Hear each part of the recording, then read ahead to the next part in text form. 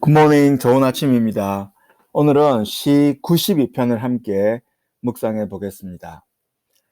우리가 사복음서를 읽다 보면 예수님의 행적 중에서 이해가 되지 않는 장면들이 종종 있죠. 그 중에 하나가 무엇이냐면 예수님께서 병자를 고치시는 시점입니다. 예수님이 주로 언제 병자를 고치시나요? 안식일에 꼭 병자를 고치십니다. 그리고 이 안식일의 병자를 고침으로 인해서 여러 가지 사회 문제를 일으키시는 그런 모습들을 보이죠. 이 병자를 고치는 것만이 목적이라면 그 당시 유대인들과 마찰을 일으키지 않기 위해서는 다른 날에 병자를 고치셔도 되는데 예수님은 굳이 안식일에 일부러 병자를 고치시는 듯한 그런 인상을 사복음서 여러 곳곳에서 주고 있습니다. 오늘은 그 중에 한 예를 여러분에게 한번 소개시켜 드리겠습니다. 마가복음 3장 내용인데요. 이렇게 되어 있습니다. 예수께서 다시 회당에 들어가시니 한쪽 손 마른 사람이 거기 있는지라 사람들이 예수를 고발하려 하여 안식일에 그 사람을 고치시는가 주시하고 있었습니다. 지금 어떤 상황입니까? 사람들이 예수님께서 안식일에 그 사람을 고치시는지 주시하고 있습니다. 그때 예수님께서 어떻게 하시나요? 3절이죠. 예수께서 손 마른 사람에게 이르시되 한가운데 일어서라 말씀하십니다. 그러니까 사람들이 잘 볼 수 있는 한가운데 서라라고 말씀하시죠. 그리고는 4절에 이렇게 말씀하십니다. 그들에게 이르시되 안식일에 선을 행하는 것과 악을 행하는 것, 생명을 구하는 것과 죽이는 것, 어느 것이 옳으냐 하시니 그들이 잠잠하거늘 그들의 마음이 완악함을 탄식하사 노하심으로 그들을 불러보시고 그 사람에게 이르시되 내 손을 내밀라 하시니 내밀매 그 손이 회복되었더라. 바리새인들이 나가서 곧 헤롯 왕과 함께 어떻게 하여 예수를 죽일까 의논을 하게 됩니다. 마가복음 3장에 의하면 안식일에 일하는 것이 예수님 당시 굉장히 민감한 이슈였음을 알고 있죠. 그래서 많은 유대인들이 예수님께서 안식일에 병자를 고치시는지 주시하고 있었습니다. 이때 예수님은 보란 듯이 가운데 서게 하시고 안식일에 병자를 고쳐주시죠. 그리고는 죽음의 위협에 처하게 됩니다. 이때 우리는 질문이 생기죠. 왜 예수님은 안식일에 병자를 고치셨을까? 왜 다른 날에 하시면 되는데 굳이 안식일에 하셔서 문제를 만드시고 그것 때문에 죽음의 위협까지 당하시는가라는 질문을 할 수 있습니다. 오늘 본문 성경인 시 92편이 아주 독특한 시편인데요. 왜냐하면 오늘 시편의 표제가 독특하기 때문입니다. 뭐라고 되어 있죠? 안식일의 찬송시라고 적혀 있어요.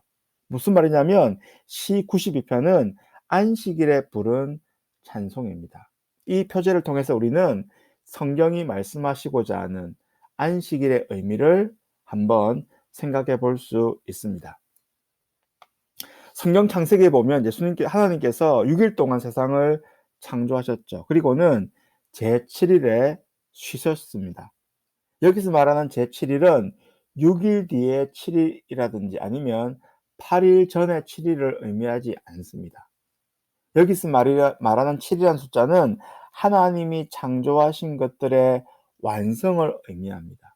6일 동안의 창조의 완벽함과 조화를 의미하는 숫자예요. 그런데 인류의 죄로 말미암아서 이 창조의 완벽함과 창조의 조화가 깨졌습니다. 그래서 성경에 보면 이 안식일 사상이 발전되어서 우리가 최종적으로 누릴 종말적인 완성과 연결되어서 생각을 하고 있어요. 그러니까 죄로 파괴된 세상이 완벽하게 다시 완성될 것을 예표하는 것이 바로 안식일이에요. 그러니까 첫 번째 창조가 완벽했듯이 재창조도 완벽함을 안식일을 통해서 보여주시려고 하고 있죠. 어려운 말로 종말론적 완성을 보여주는 것이 바로 안식일의 의미입니다. 신학적으로 예수님께서 이 땅에 오셔서 예수님의 초림으로 하나님 나라가 이 땅에 이미 임했죠. 하지만 아직 그것이 완성되지 않았습니다. 그래서 이미와 아직의 긴장 가운데 우리는 살고 있어요. already와 not yet의 긴장 가운데 살고 있어요. 그런데 이런 이미와 아직의 긴장 중에 예수님께서 안식일에 병자를 고친 사건이 있는데요. 이것은 앞으로 일어날 종말론적 안식을 미리 당겨서 우리에게 보여주시는 것입니다. 그러니까 완성될 하나님 나라의 모습을 미리 안식일을 통해서 우리에게 보여주신 거예요. 그때에는 모든 것이 온전하게 회복된다는 것을 우리에게 미리 보여주신 거예요. 그래서 병자가 낫고 잘못된 것이 바르게 되고 있습니다. 이것을 예수님께서는 시위하고 계신 거예요. 데몬스트레이션 하고 있는 거예요. 오늘 본문의 시편도 마찬가지입니다. 오늘 본문을 자세히 살피면 아시겠지만 오늘 본문의 내용은 실제 현실에서 일어난 일이 아니에요.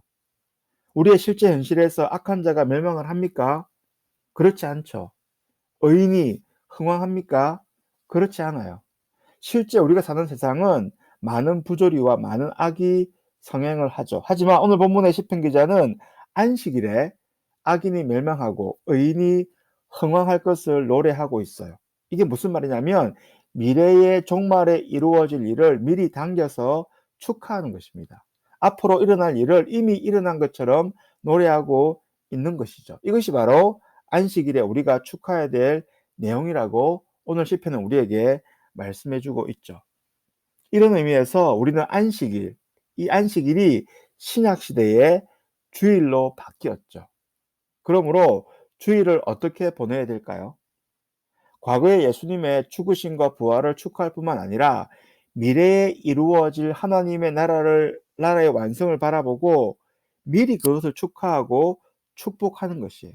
지금은 악인이 판을 치고 잘못된 악이 사회를 지배하는 것 같지만 결국엔 하나님께서 그것을 심판하시고 바르게 잡으실 거라는 것입니다. 그 사실을 믿고 미리 축하하고 찬양하는 것이 바로 주일의 의미라는 거예요.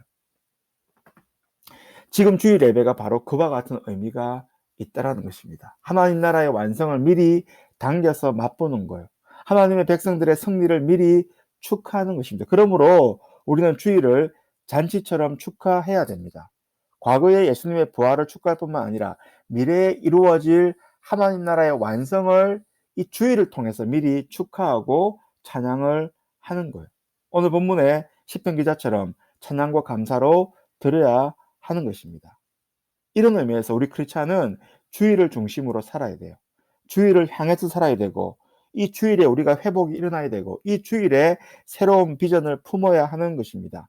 6일 동안에 아픔과 슬픔과 어려움이 있다 하더라도 주일에는 이 모든 것을 바라보는 것이 아니라 완성될 미래를 바라보면서 하나님의 회복과 그 비전을 바라보면서 주님을 찬양하고 감사하는 것이 바로 주일을 제대로 바르게 보내는 의미입니다. 오늘 이 말씀을 다시금 묵상하면서 하나님과 동행하는 행복한 하루가 되시면 좋겠습니다. 더불어 주일을 위해서도 기도하는 그런 큐티 시간이 되었으면 좋겠습니다.